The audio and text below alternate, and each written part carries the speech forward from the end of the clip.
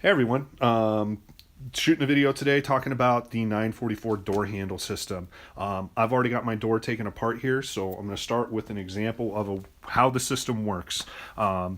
As you know, when you go to pull the trigger, it pops the door. Well, this trigger is converting your motion inside the door. It is pushing down on the release right here, and then that is popping the door open. That's releasing this latch right here, and there's a little piece in there that we'll show a little later in the video that triggers that release. And you lock it.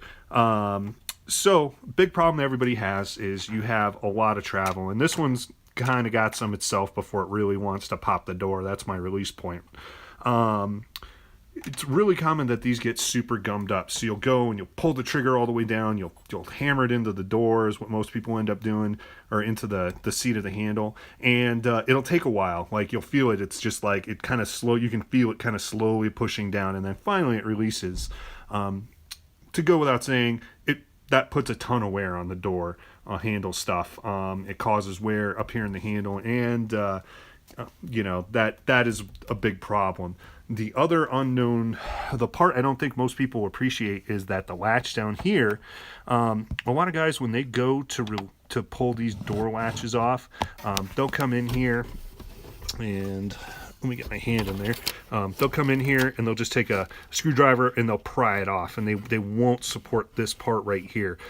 It's really, really important that you don't bend or put a lot of axial stress on this joint. It's riveted.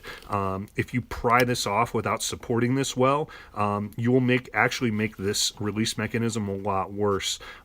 It's more important on the passenger side because it's a much more expensive part. It's about $250 to $300, depending on how nice your dealer is feeling. The driver's one's cheaper, and that's the one that mostly gets worn out, so they make more of them. You really want to be careful with that. So be careful, take it apart. Really, you should take all your door hardware out. Window hardware out. It makes it so much easier. There's no shield in here that's protecting any of that.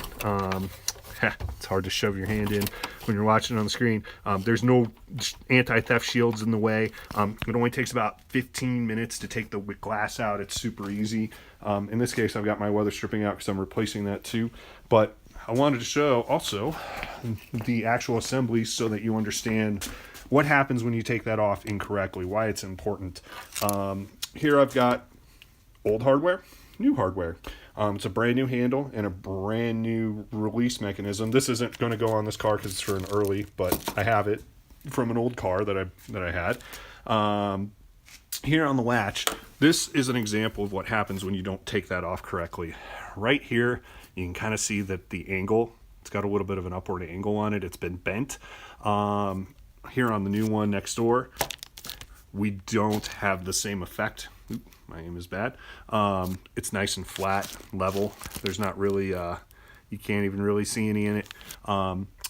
The big thing that happens when people do this and they bend it up is they end up putting a bunch of extra play right here, in this right here.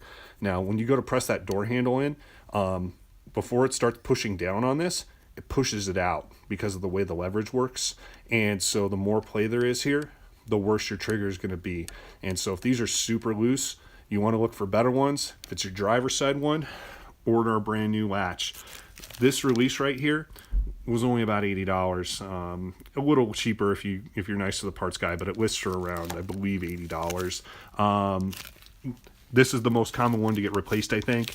They had it in stock. It was in country. It didn't have to come from Germany or anything. Well worth getting for your driver's door if it's really worn out. Because once this is tight, if that doesn't have a lot of play right there, you don't have to worry as much about the wear right here. Now, this is a script handle that came off a car with about 160,000 miles, and this is a real common point of wear right here. The black section in the center, that wears against the zinc dichromated section on the outside, and that does add some play to the system over time. Short of buying new handles, which is not a thing you can do with scripts anymore. They've superseded to the painted ones with no script instead of the anodized, clear-coated ones like what these are. And then, as you can see, my driver's side script had a bad day. Somebody used the wrong cleaner on it at one point, I think, versus the new one. This is a brand new early handle. Right here, when we go to look at it, hey, finish is super nice, and there's a ton of grease in here, but you can kind of, it's a lot tighter. There's not as much play because it hasn't been really used yet. So if you have a non-script car, you can buy new handles. They're about $200, $250 a piece, depending on how nice your dealer is again. But if you have scripts and they don't really want to release, clean these up. I run these through an ultrasonic cleaner, which is some gunk citrus cleaner. It works great. It heats up over time, and that cleans these right out. And then when I re-lube it, which I had to do for that passenger side one, I'm just using the Sil Glide from Napa. Stuff is fantastic for this kind of thing. It's not going to freeze, doesn't gum up. It's exactly what you're looking for. You have to do right in here and any of these sliding surfaces. You can kind of see right here on the new one, we got grease here, and then also there's stuff in here. So you pretty much want to grease any of the moving pivot points. Another important thing to remember when you order new ones of these is if you have a late car like I do, which is an 89, this crank right here is different than a non-alarm car. You can see how the straight one right here, this is from a 87 that had no alarm whatsoever. I don't know if it would matter if you have the older style alarm with the cylinder in the passenger or in the driver's side quarter panel, but the late alarm cars, they changed it, so these do not swap. That's why I had to order that guy, because I thought I was going to be able to use a different one. So keep an eye on all these things. If all of your stuff is good, you got it clean, you got it lubed, your doors will release like absolute magic, and it'll be worth every effort. So I hope this video helps you guys out. If you have any questions, just ask in the comments. Have a great day.